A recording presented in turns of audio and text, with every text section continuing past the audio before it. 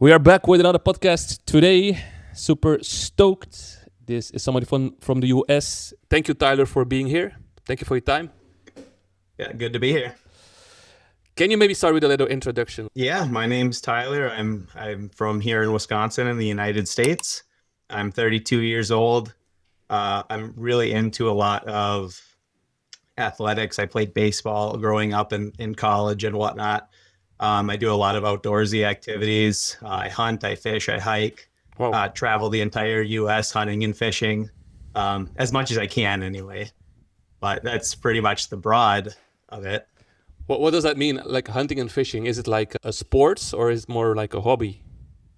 I would definitely say it's more of a hobby at this point, but it's pretty intense. Like I think about it all the time. Like I spend my summers preparing for the fall.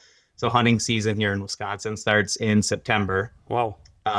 Coming up here. So, I'm out in the woods looking for whatever I need to look where I can find these game animals and give myself the best opportunity to succeed. Wow. And put meat in the freezer pretty much. Do you need like a permission for that? Yeah, we do. We have to buy licenses for that. So in Wisconsin, I can go and buy a license, but if I were to go to the western part of the United States where demand is a little higher, you have to do what's called an application. Okay. Which is pretty much like we call it a draw, but like you put your name in a hat. Okay. Pretty much. It does get a little more complicated than that, but in just the simplicity of things, that's pretty much what it is.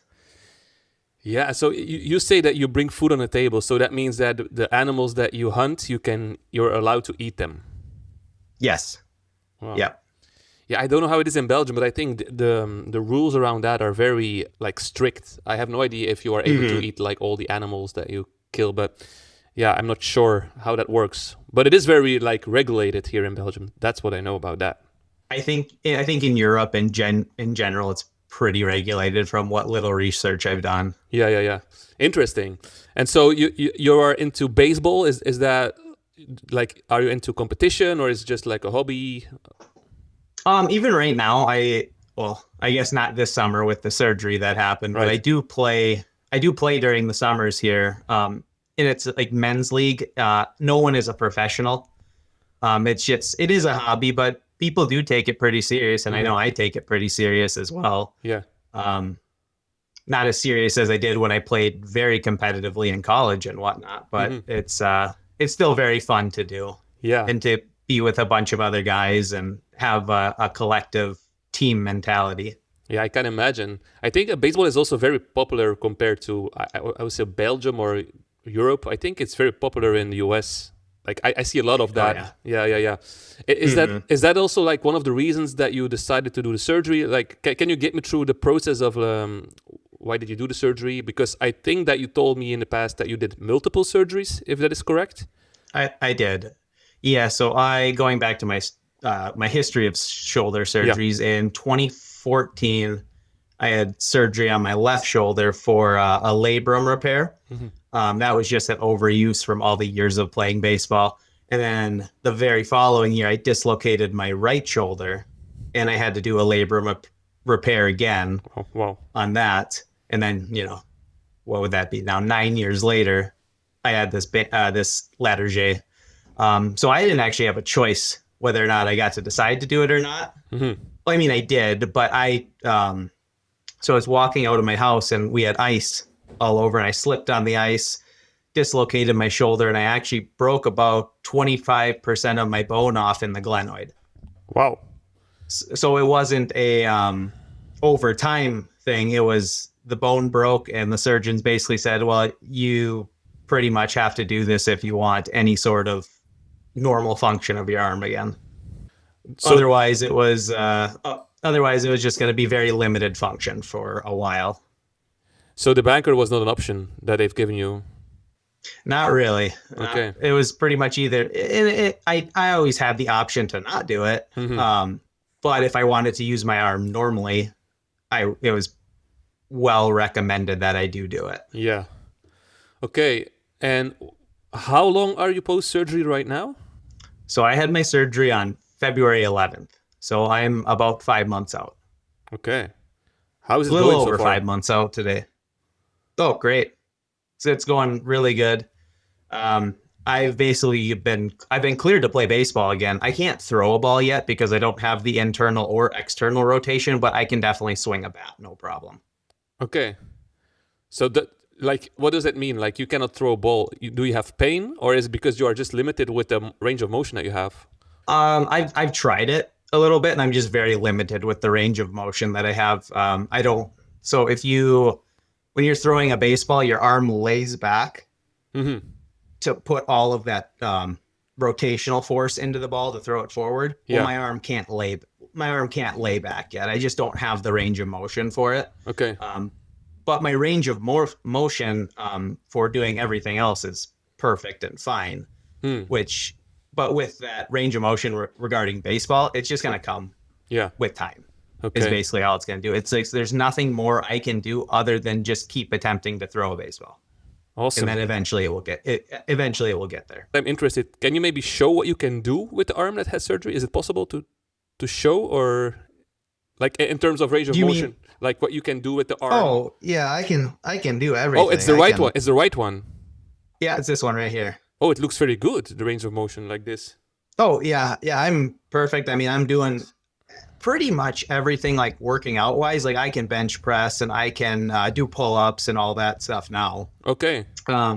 It's just the little minor range of motion things. Yeah. That it's going to take some time to just get to. Yeah, I tried to play some paddle, like it's a kind of a tennis. I also tried to throw some balls, and I can do it, but there is something that I can feel. Not that it hurts, but I think I would need some training, like some consistent training, to really improve that specific motion.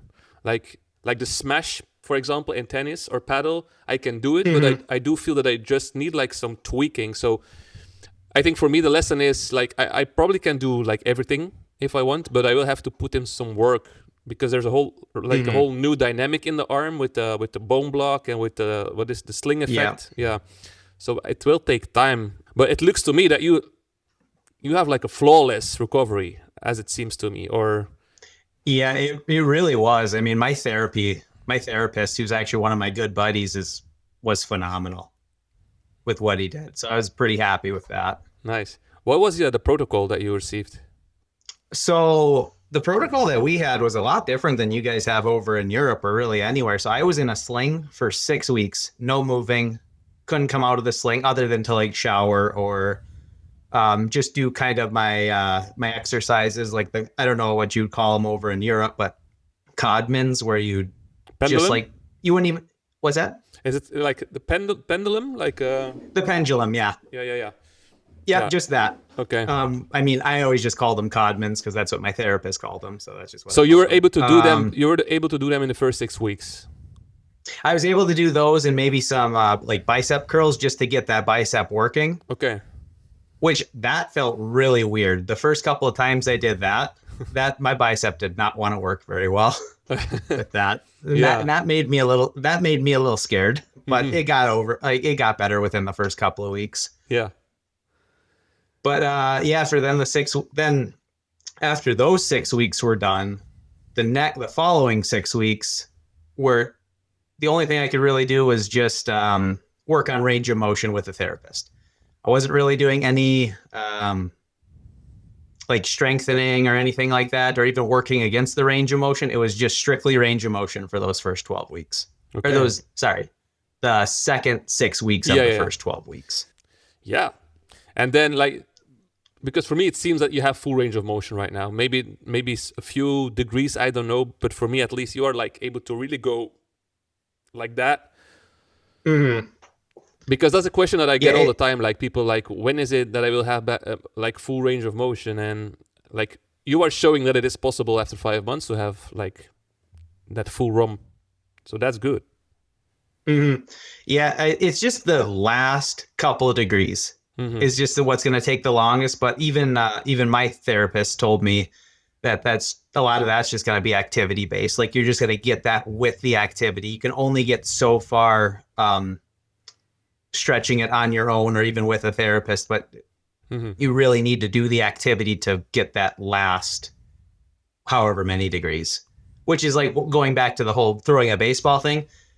I can't just get someone to like really lay my arm back in that full external rotation. I don't know if you've actually ever seen anyone throw a baseball in slow motion before, but their forearm is not quite parallel with the ground, but it's really laid back. I've seen it, but not like in detail, like you are explaining right now. I never paid attention to like the detail of throwing a baseball ball. Like I just if people ask me like, can you throw a ball? Then I just take a tennis ball and I just do like this. But I think that is probably different than how you throw a ball in baseball, right? Yeah, just because the baseball weighs a little bit more, it just has more force. I don't even know the physics terms behind it, but you got to put. It's just the weight of it is going to make your arm lay back more, so you can, catapult it essentially. Do you have the feeling that maybe you mentioned it, but I must have forgotten if you did. But what about the strength? Is that recovered as well? Not fully. It's getting there, but I'm still pretty weak as far as where I was beforehand. I would say it's probably 60-70% of where it was. But I think that's going to take a long time to come back. I feel like that strength is going to... I think that one might take upwards of a year to get back fully. Not only with the strength being back, but also being comfortable with weight or doing things that I was doing before. Yeah.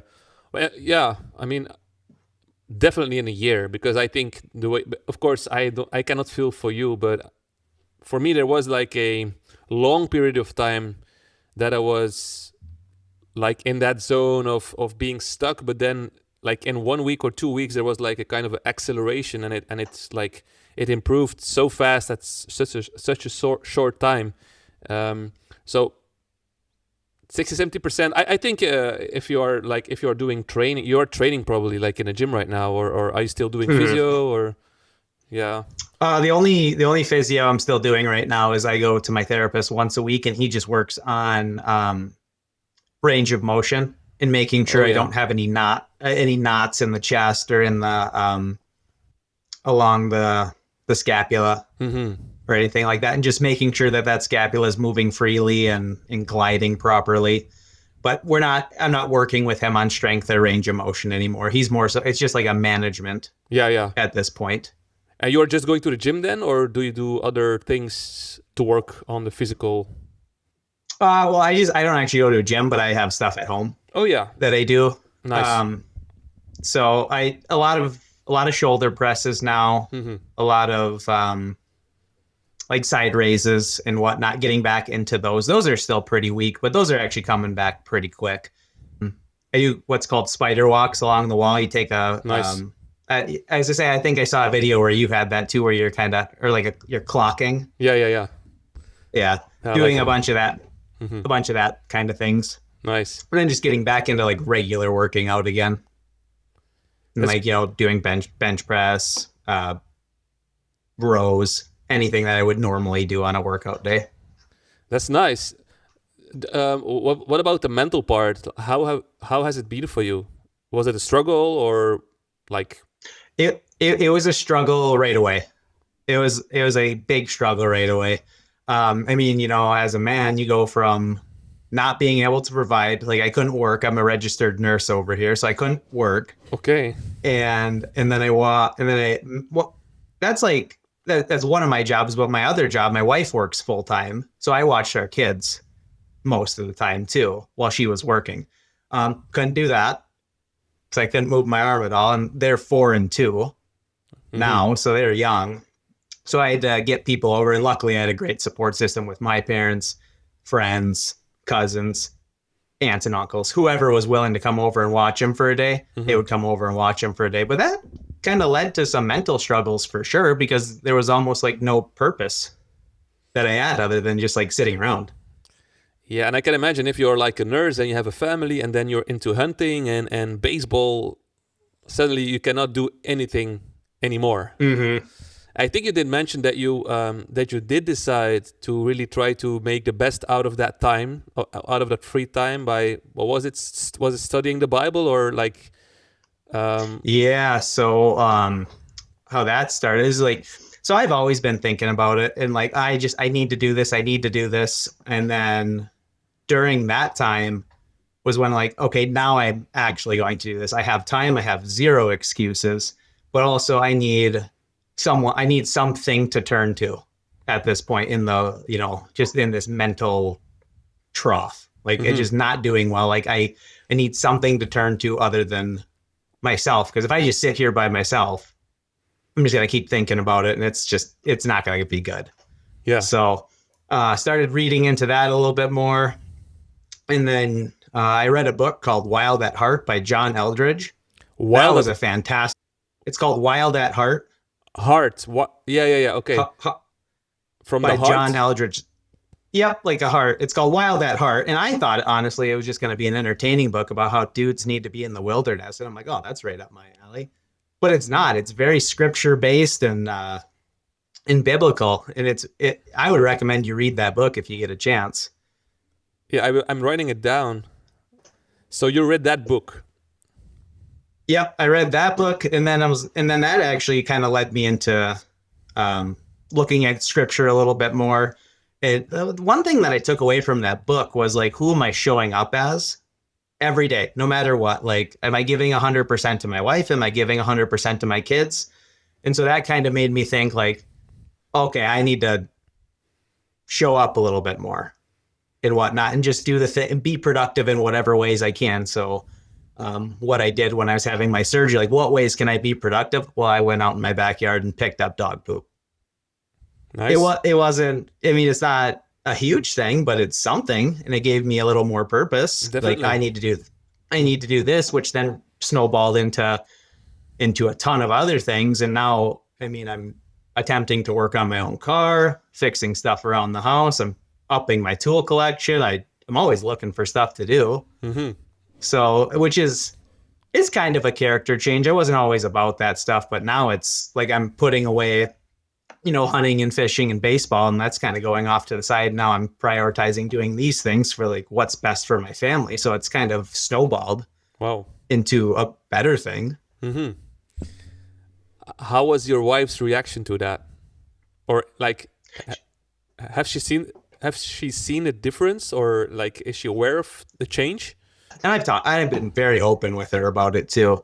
And like going off of that, it's like not like I don't think I was like a bad husband or a bad dad sure. before this, but I think it kind of my priorities shifted a little bit, and I was not thinking so much about myself and my things. It was okay, I need to take care of my family, then I get to do my things, as opposed to I'll take care of that stuff later, but let's get my stuff done first. I like that. So honestly, I think this surgery has been a blessing in disguise, because it really shifted my perspectives on a lot of things. Yeah, I really like that, because I totally agree with you. Of course, for me it was a little different, but it was the same. Like it has given me some time to really reflect and to adapt or make changes, even the way I think, but also the way I behave. And I like the part that you say, like instead of putting myself first, now I'm putting my family first, and then I'm doing the things that I want to do.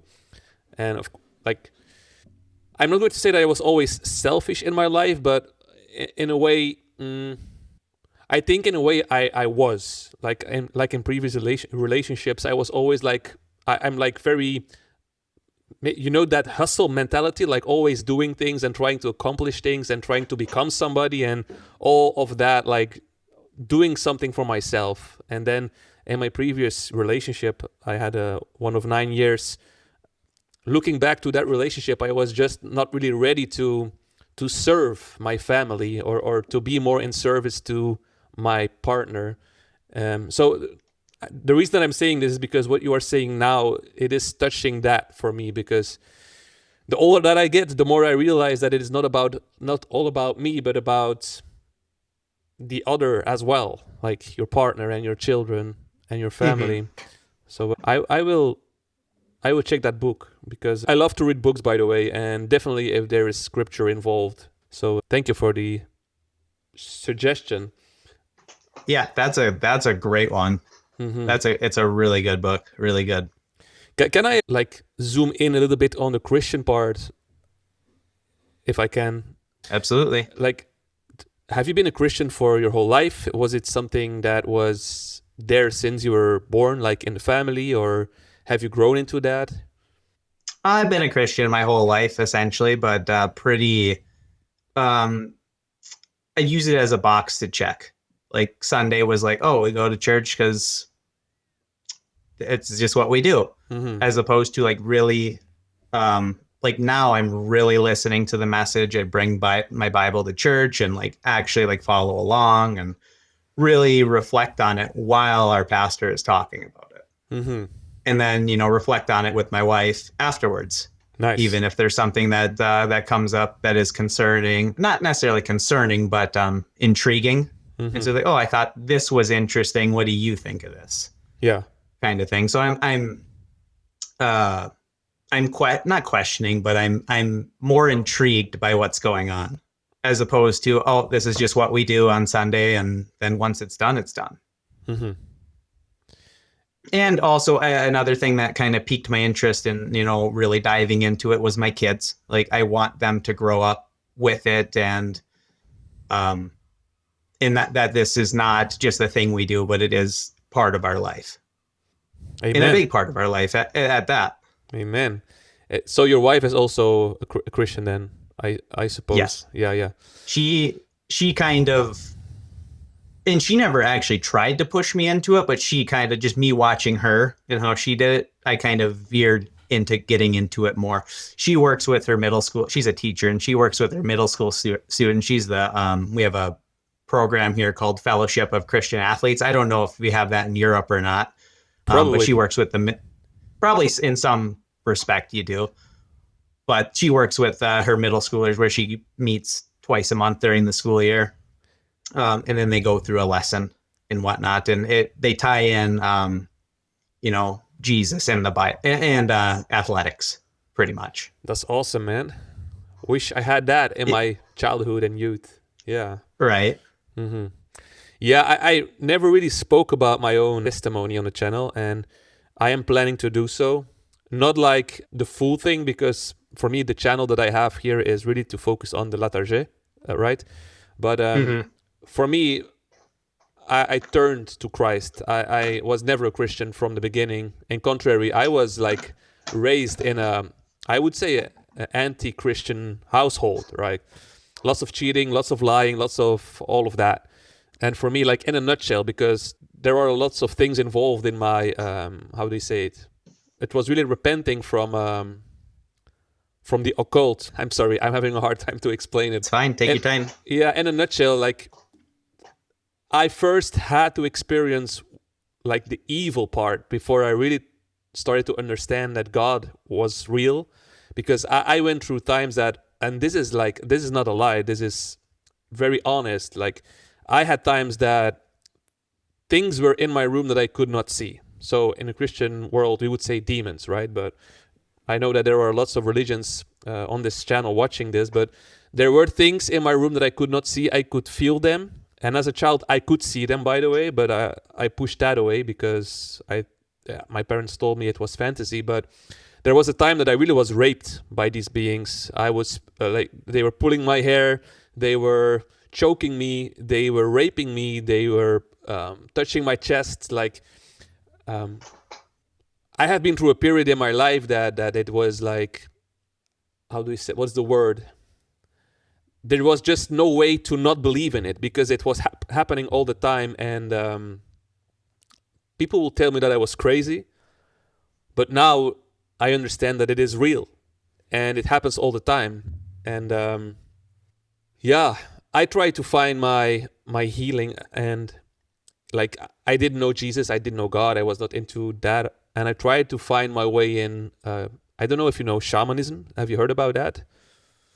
No, it's like the roots are in South America, so in Peru and Brazil, and like shamans are like seen as medicine people, so they are like, I wouldn't say like a pastor in the church, but in the south they are using lots of plants, like psychotropic plants, like brews that they are drinking to have like certain visions and certain experiences, like you have LSD or something like that. Anyways, I was like a long time in that space because I thought that I had found the truth over there. For more than a decade, I was spending my time and money in that space because I was just looking for a solution. Things were attacking me during the night and nobody could like give me a proper explanation of what it was. In shamanism, they believe in spirits, they believe in evil spirits, they believe in good spirits. But that's the thing. That's a totally different approach than in Christianity, right? We are not speaking about reincarnation, or we are not speaking about my grandfather who died, who is with me and speaking to me. That is a lie. That's a false perception.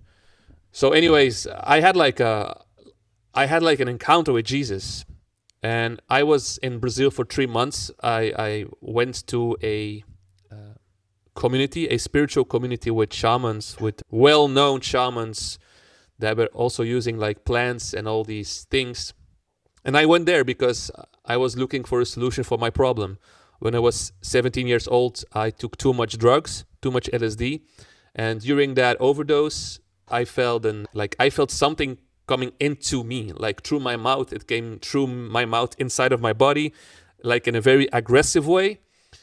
So demonic, by the way, if I look back to that. But since that, my life changed drastically. And sorry if I'm speaking too much, by the way, but drastically in the sense that since I had that experience, like I didn't believe in God when I was 17 years old. And since that thing came into my life through my mouth, I started to have, brother, horrible nightmares. Like you cannot even imagine what I was experiencing. I'm not going to even go too deep in that right now, but for me, I was just in need of a solution for my problem. And eventually in Brazil, 10 years later and 50,000 euros later, because I was investing lots of money in the search to find healing for my problem, I was just taking one of those things again in Brazil, and suddenly I was nose to nose with Jesus. And it's hard to explain, but the message for me was clear, that it was like you can go to the other side of the world and you can invest all your money in trying to find a solution over there, but the solution is very easy. I mean, it is simple. It is not always easy, but it is simple. And the message that I received at that time was really like, follow me.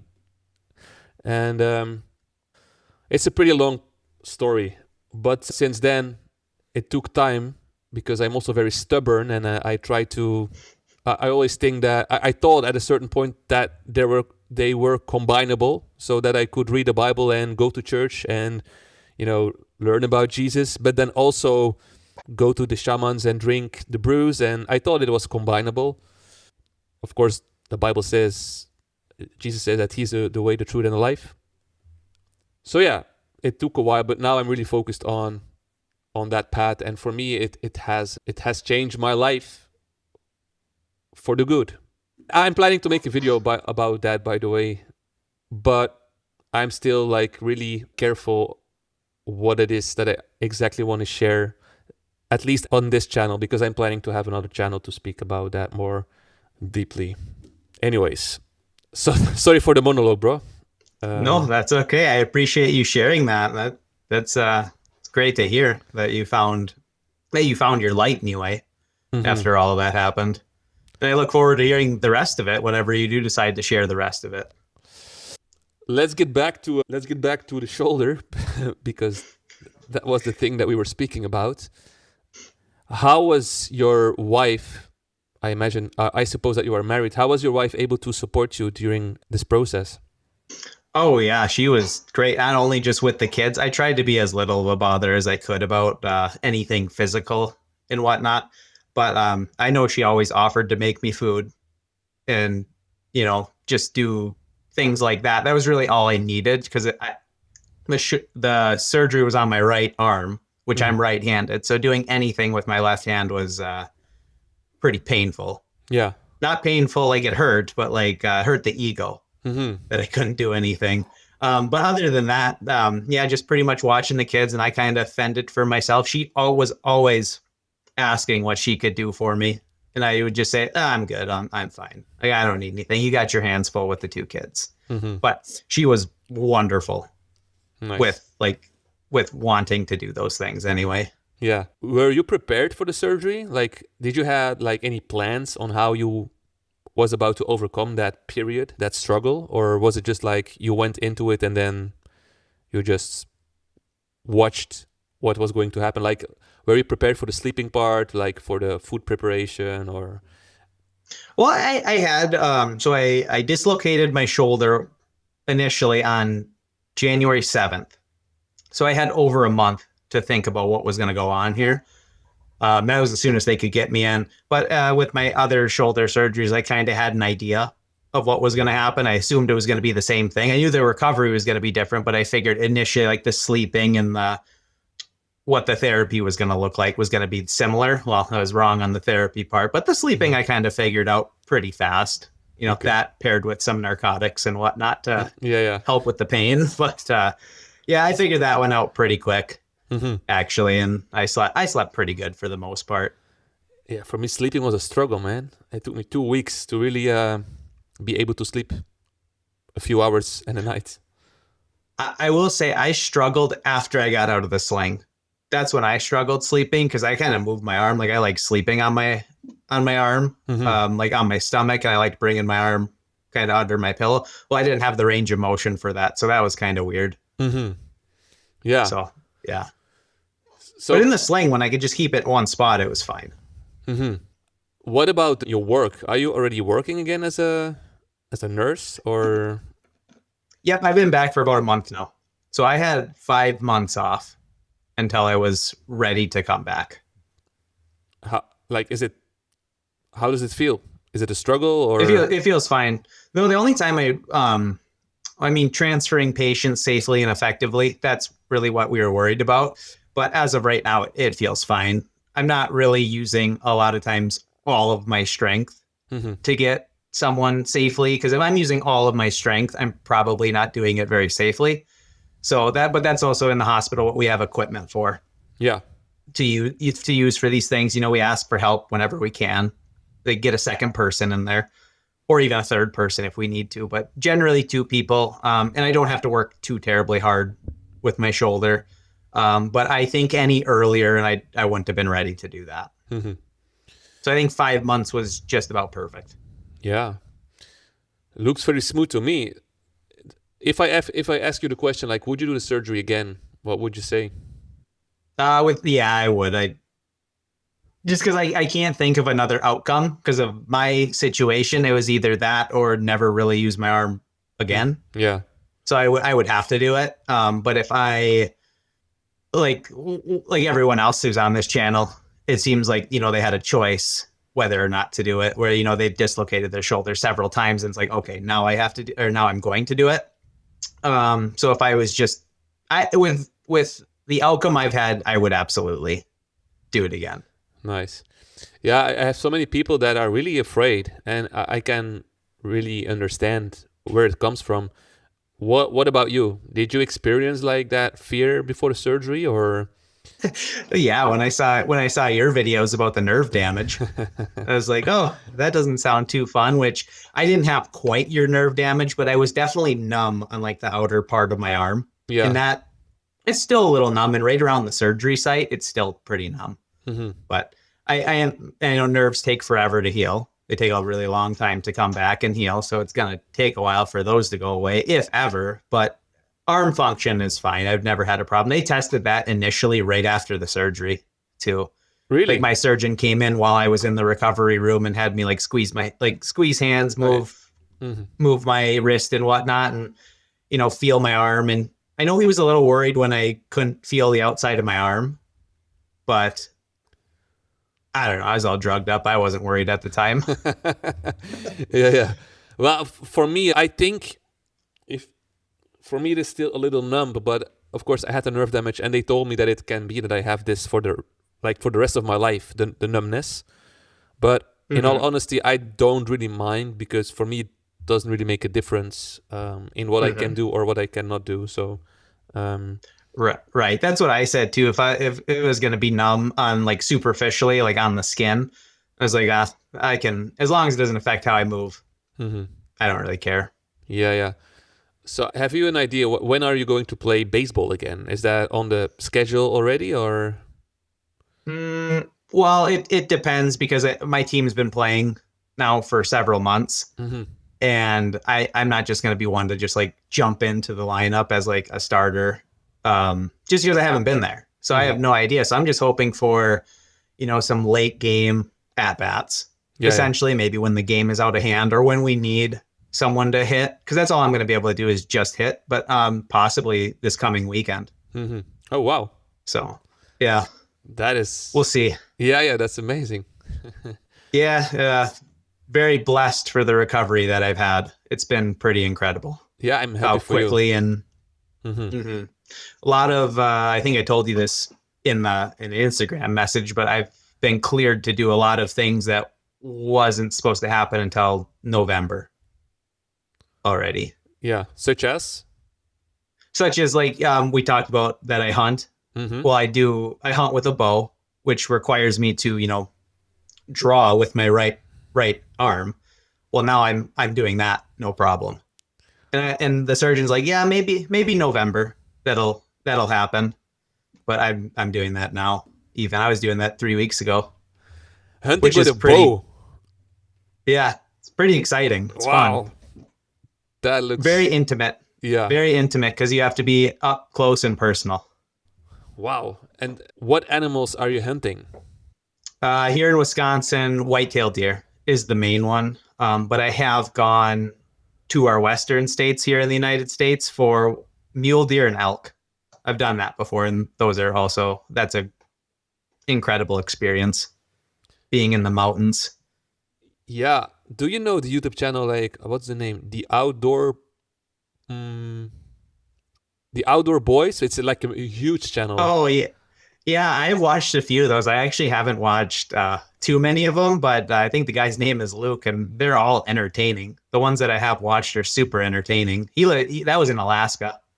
Yeah, is where he was. He had a video where I have no idea if it was a video that he killed a deer, but he explained how much meat he had from killing one deer. It was like a massive amount of kilos, or like it's so much flesh from one animal, right? Is that what you are experiencing too? Yeah.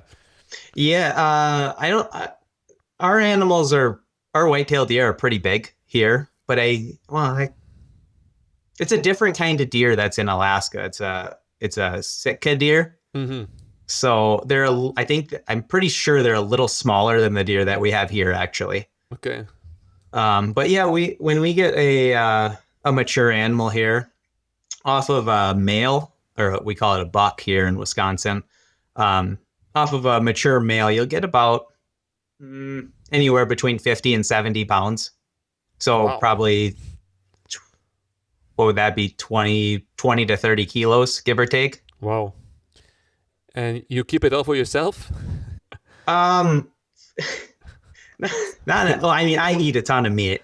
Okay. I'm a very animal-based diet here. Okay. And so me and my family eat a ton of meat. So, but I will always, and we make like sausage and brats, and we'll make some specialty things, and I always like to give those away to people because they like that. It's a great gift to give people as well. But the majority of the meat, I would say, stays with us. You have storage enough for that?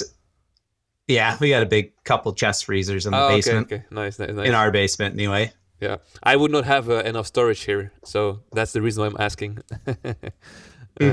Yeah, interesting. So the hunting with the bow is possible. No restraints with your shoulder. It shouldn't be. The only restraint that I'm going to think of is when it gets cold. When it gets cold here, am I going to have the strength to pull it back after sitting in a tree stand, 16 feet in a tree for 3 or 4 hours? Yeah. Because it's not uncommon during our hunting season to get down to in Fahrenheit about 10 to 30 degrees in November. Mm-hmm. So I don't know what that would be. That would be less than 0 Yeah, less than degrees 0. Celsius for you. Mm-hmm. Below freezing anyway. Yeah. So that's the only thing I'm a little curious about is, am I going to have the strength, or is my shoulder going to function properly to pull it back in cold weather with a bunch of clothes on after sitting and not being like warmed up per se. Mm-hmm. Yeah, I have not experienced a winter yet with the shoulder, so I'm also very curious. I mean, I have experienced one, but I was still like in that rehab. Yeah. So that's something that I'm wondering too. Okay, maybe are there any things, for example, did you take care of your diet? Did you take any supplements? Was there anything specific that you did? Because I'm always asking people for their tips and maybe tricks that they have been using during this period. Is there some advice that you would give to people, like things that really have helped you? Everything is welcome. Yeah, so for diet, I know I am very animal based, so a lot of meat, a lot of protein, a lot of fat, pretty low carbs. That's just how I kind of found that I handle it best, and I don't have as much inflammation. Mm-hmm. It's not diagnosed, but I do think I have some sort of gluten intolerance because I cut gluten out and I felt better. My gut felt better. And then I knew some people who did actually carnivore diet. And so I'm like, oh, I'll try that out. And I know when I did that, I felt really, really good. I felt really light. I didn't feel like bloaty or anything like that. So I was really pretty good about that going into my surgery because I wanted as little inflammation as possible. Mm-hmm. And I knew that's how my body was going to do that. So I kind of stick with that as much as I can, although this summer has been horrible for that. We've had so many events come up. It's a very hard diet to keep while also being social. Yeah. Especially here in the States, as I'm sure you guys joke about in Europe quite a bit. Mm-hmm. We do. Yeah. By the way, congrats on the soccer win or football win. I'll call it football for this interview. Yeah, thank you, but we are out right now against Spain. But the whole thing with the US and with Trump, it was something. That was something that I have no idea how it was in the US, by the way. But the whole Trump thing, I don't know. That was something that we were laughing with that, of course, because we were so we were like. But they were so driven to win, of course, because Trump made that thing happen with the player of the US. You know what I mean, right? I didn't really follow that as the whole. You're talking the red card thing. Yeah, I was not following it. Yeah, and indeed, like that guy was not allowed to play, but then Trump did something, and suddenly he was allowed to play, and then everybody was. Oh yeah, I didn't follow that at all, so I have no idea. I mean, I didn't even. So I was actually watching the game because I'm like, oh, I'll watch the US play. I had no idea they were down a player until the end of the game. Yeah. I don't know anything about soccer. I don't really follow it. Yeah. I used to be a soccer player and I don't really follow it, but it was all over the media that Trump did something and then it was basically against the rules. Are there any things that you want to share that I have not asked? Maybe things that can help other people in this process, whether they have done a surgery or are planning to do the surgery? Yeah, I would say the one thing that I think benefited me a lot on all 3 of my shoulder surgeries was cross-body education. I did that before the surgery and during the surgery, or during even the recovery phase. So you know how I said the first 6 weeks I couldn't get my arm out of the sling or anything? Mm-hmm. Well, in the meantime, I was doing whatever I could with my left arm, whether it be, I'd get on a bike to warm up and then I would either like curl, press, pretty much do anything with that left arm. But then also keeping my legs active too, like doing body weight squats or like have a kettlebell in my left hand and doing some form of resistance training, not only with my left arm, but also my legs, which then engages your core. And then everything comes from your core. Yeah. So is that cross-body education or what does that mean for you? Like cross-body education, is that training the left part as well, or like the? Yeah, go ahead. Go So ahead. cross-body education is like a phenomenon that like if you do things with your right, or say with my left hand, that side of the brain will then communicate with the other side of the brain. So that way my right side understands how to do those movements better. Mm. So and that's why I do think my recovery also came from not also from not having like a good team, a great surgeon, and then a really good physical therapist. But also, I do think that cross body education helped because that helped me in my previous surgeries as well. Nice. I think. I mean, I can't prove it, but I mean, all of my recoveries have gone very smoothly, and I did that for all three of them. So I think that's a part of it anyway. Yeah. And then just also being diligent with your recovery, doing your exercises. And something that I found particularly helpful was before I even had my surgery, I wrote down a list of goals, how I was going to do them, when I was going to do them, and then when I was going to like accomplish them by. So I had something to look at while doing my therapy. Like if I ever felt lazy, I saw that and I'm like, well, if I want to be able to do that, I have to do my therapy. Yeah. So it gave me an external reason. Maybe that is internal. I don't know. But it gave me more of a reason than to just like, oh, I just have to do this. Instead of like, well, if I want to, go paddle my kayak or canoe by midsummer, I have to do these exercises. Mm-hmm. So that was pretty helpful to look at that. It's actually still pinned up on my fridge. Like I still have it there, even though I'm fairly fully recovered now. Mm-hmm. I think it is nice to have like this expectation of the future, like these goals. I totally believe that. I really believe that that works mentally, but also in my mind, I believe that having a goal is also going to push you physically and mentally. I'm just wondering. You had a labrum tear 2 times.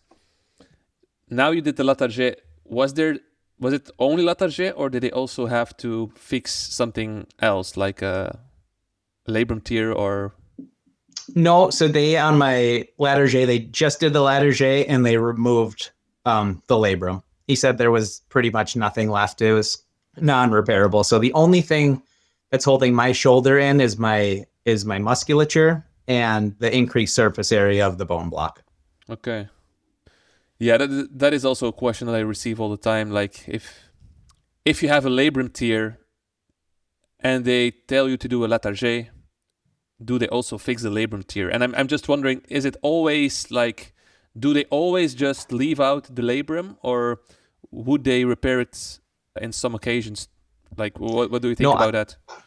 From my understanding, I believe they repair on most occasions, but because I had a previous labrum repair and I shredded it, so there was like nothing left. He's like, I can't even repair this. So they just took it out. Okay. But that is not bad. Like, I don't think it's bad. I mean, obviously the labrums are there for a reason, and God designed us with a labrum in mind to serve a function. I don't think you need it. I think you can get away with it with proper planning and proper training of your muscles, like your rotator cuff muscles. Mm-hmm. I think you can. You can thrive without it. I'm pretty sure. I know I've talked to my my therapist about that, and I know he believes that. I guess we'll find out. We're gonna find out here shortly. Yeah, exactly. All right. Yeah, I have asked everything that I wanted to ask. Is there anything else that you want to share? No, I don't have anything. I think we talked about a good chunk of it. Yeah. Well, I'm looking forward to the baseball part. I'm really curious how you will feel when you are doing the baseball. Let's definitely stay in touch. And do you have a picture of yourself hunting? I can get one to you, yeah. Yeah, that would be amazing to have it on the thumbnail. Yeah, I'll get. It's not like of my face or anything like that, but there's one where I'm in South Dakota, which is about 10 hours from me to the west. And you can see kind of like the Badlands. I don't know if you know what the Badlands look like by chance, but it's just like it's like a bunch of like sand. It looks like sand hills almost, but it's like a clay. Mm-hmm. and I'm like walking down a hill, and you can see the whole the landscape, and that's a pretty cool picture. I like that one quite a bit, so I'll send you that one. Yeah, and maybe if you have one like with a bow or something, I like maybe if you have that, that would be nice too. If Yeah, nothing else, I can take one super quick. yeah. If that works, yeah, sure. I think yeah, whatever. You will see. I'll get something figured out. I'll get that to you within the next day or two. Yeah, perfect, man. Thank you so much for your time and energy, and let's stay in touch, brother. I wish you all the best. Sounds good. Great Yeah. discussion. Take care. You too, man.